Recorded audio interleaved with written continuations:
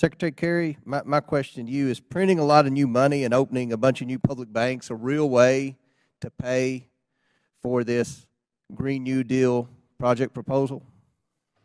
Well, let me begin by saying, Congressman, there are a lot of different proposals about how to proceed. I don't know that any of them are coming from your party or your side of the aisle. Do you have a plan to deal with climate change?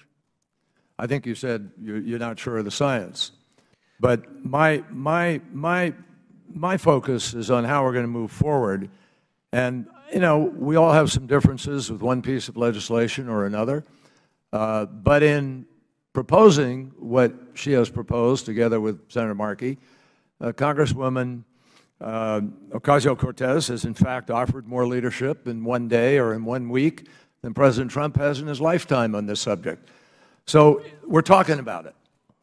And my question is, where's your proposal? Did you have any hearings on it the last few years? Mostly on Benghazi, if I recall, when I was up here.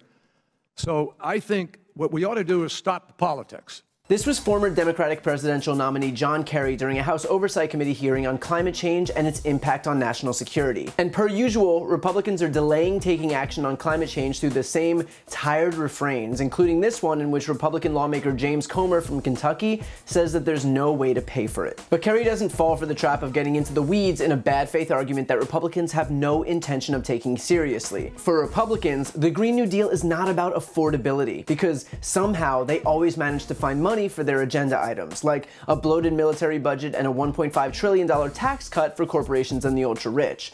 Comer, by the way, voted for that tax cut, so I guess his fiscal frugality is a shiny new concept. The Green New Deal for Republicans is, and always was, about propping up fossil fuel companies that finance their campaigns. That's it. Just follow the money. In the last general election, 19 of the top 20 recipients of oil and gas money in the Senate were Republicans. And all 20 of the top 20 recipients of oil and gas money in the House were Republicans. The split is remarkable, and it's growing with each passing year. And that's why Republicans are bucking even a majority of Americans who identify as Republicans by pretending that climate change isn't real. The fact that people would ever believe career politicians who reject the consensus of 97% of scientists, when those same politicians are taking money from the companies who stand to get hurt by those scientists' findings, is mind-blowingly stupid. In fact, Republicans aren't just pretending that climate change isn't real, aren't just offering nothing in the way of solutions, they're actively inviting misinformation. The Trump administration is already preparing to assemble a panel that would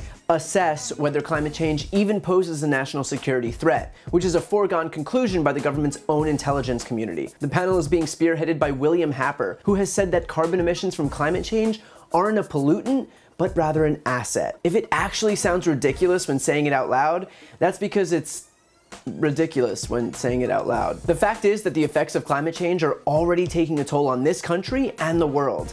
The 1,000-year storms that happen multiple times a year, the out-of-control wildfires and Category 4 hurricanes, the droughts destroying farmers' livelihood, the death tolls in Puerto Rico eclipsing 9/11, this is not normal. This is what climate change looks like.